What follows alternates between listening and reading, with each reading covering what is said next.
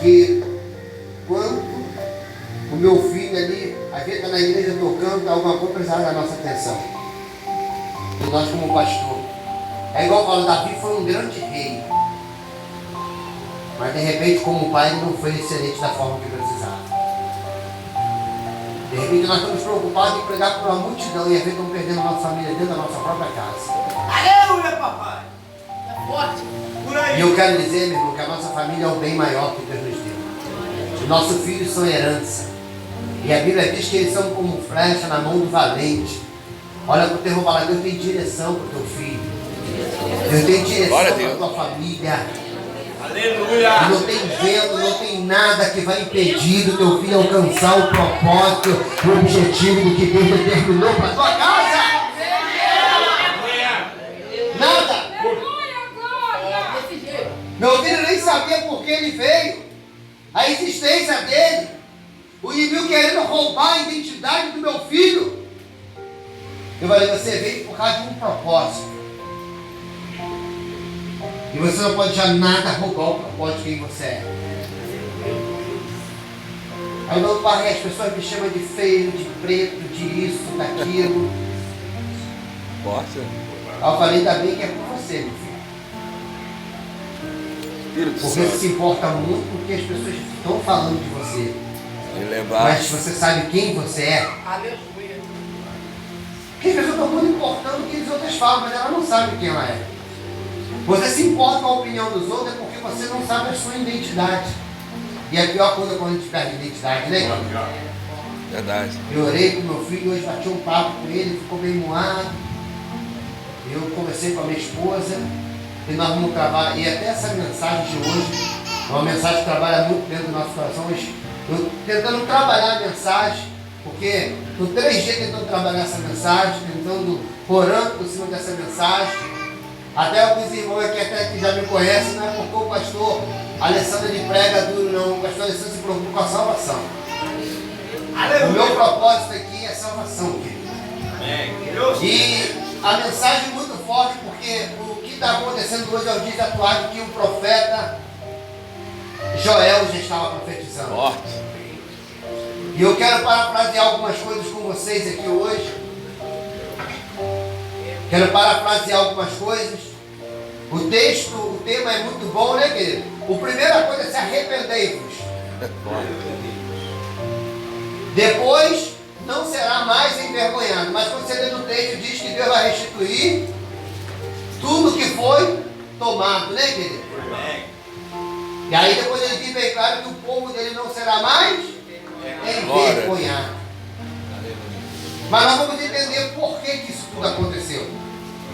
Primeiro eu convido você a abrir o livro de Joel, do profeta Joel, capítulo número 1, só para a gente entender algumas coisas, quando nós vamos lá para o tema. Eu não vou obrigar você a dar glória, porque eu sempre costumo dizer nos meus sermões, a Bíblia diz que a boca só fala do coração. Se você está cheio de Deus, querido, automaticamente você vai manifestar isso. Porque não adianta eu querer manifestar algo que eu não tenho. Está entendendo, querido? Se você está cheio da glória, automaticamente você vai manifestar a glória que está em você. Porque eu já entrei aqui, Deus já começou a palestrar e falar comigo. Primeira palavra que eu quero dizer para você aqui, ó, primeira frase, capítulo 1, diz assim, ó. E a palavra do Senhor que foi dirigida a Joel, filho de quem? Betuel. A primeira coisa é que não tem muito o que se dizer, né, querido? Aleluia. Em questão da raiz ou da vida familiar de Joel. Onde Davi diz que ele, Joel, era filho de Betuel.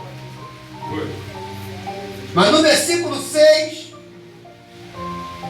mas Deus levanta agora, no capítulo 1, Deus agora levanta Joel e deu a palavra a ele, assim constando daquilo que ia acontecer. E Joel agora, o que ele faz? Ele se levanta e levanta agora e fala para o povo, o que, querido? Que viria agora um inúmero, não tinha uma quantidade enorme, né, querido? De gafanhotos. E esses gafanhotos havia onde? Na terra de Judá. Ia devorar tudo. Ia acabar com tudo, pastor. Aleluia. Porque a pior humilhação na vida de um homem, a pior humilhação na vida de uma mulher, a pior humilhação na vida de uma família, é quando nós perdemos tudo. E uma das maiores influências na vida familiar se chama vida financeira. Fala, financeira. Aleluia. Quer ser humilhado? Fica desempregado. Quer ser humilhado? Não honra com seus compromissos. Quer ser humilhado? Fica ali na sua casa sem ter nada. É a maior humilhação social, em qualquer área da sua vida. Você não tem credibilidade para nada. E a Bíblia agora está nos dizendo agora, nós lemos aí, que o profeta Joel está despertando ao Senhor e ele assemelha isso como o juízo de Deus, ou como o julgamento de Deus. Deus agora estava julgando o seu povo. A primeira coisa que nós vamos começar a entender dentro do livro de Joel, porque Joel, para quem não sabe, Deus é o Senhor. A primeira coisa que nós vamos entender é a parte histórica, a parte literária e a parte apocalíptica.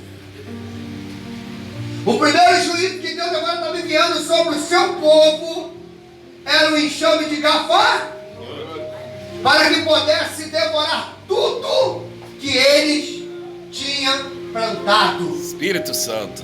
E que viesse sobrar nada. E a Bíblia agora está nos dizendo, você já leu esse texto? Nós vamos lá no texto, vamos ler aqui, só quero parafrasear. E a Bíblia está nos dizendo que Joel agora anuncia ao povo que ia acontecer. No versículo 6, você vai ver que agora Deus não só está falando de uma nuvem de gafanhoto. Deus também está falando de uma nação, no capítulo, versículo 6, porque uma nação subiu sobre a minha terra, poderosa sem números, e os dentes são de dentes de leões, e tem queixada de um leão velho. Glória a Deus. E fez da minha vide uma assolação, e tirou casca da minha figueira, e despiu toda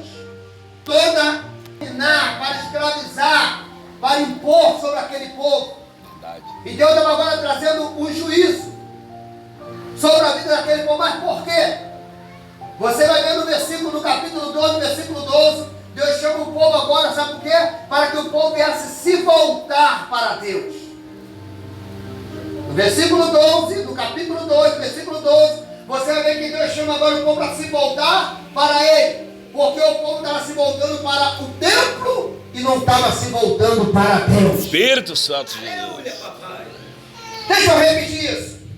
O povo estava se voltando para o templo, para a casa do Senhor, mas Deus aqui estava chamando o povo para se voltar para Ele. Nós precisamos entender isso.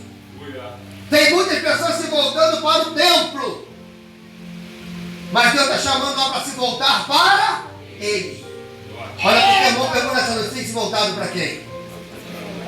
Para quem você tem dedicado o seu tempo?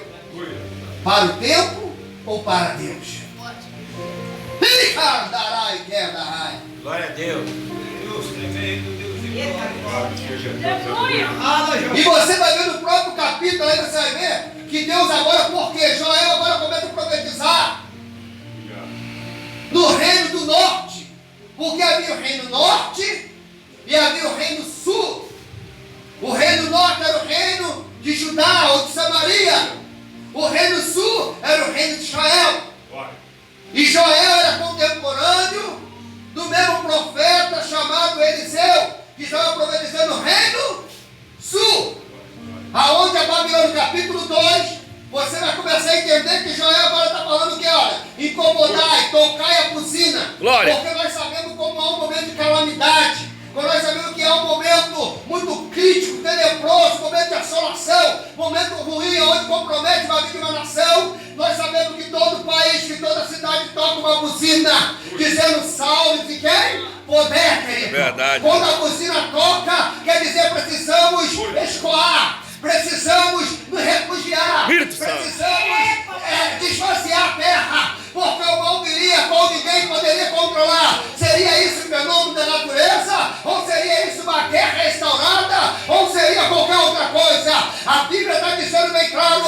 foi perto da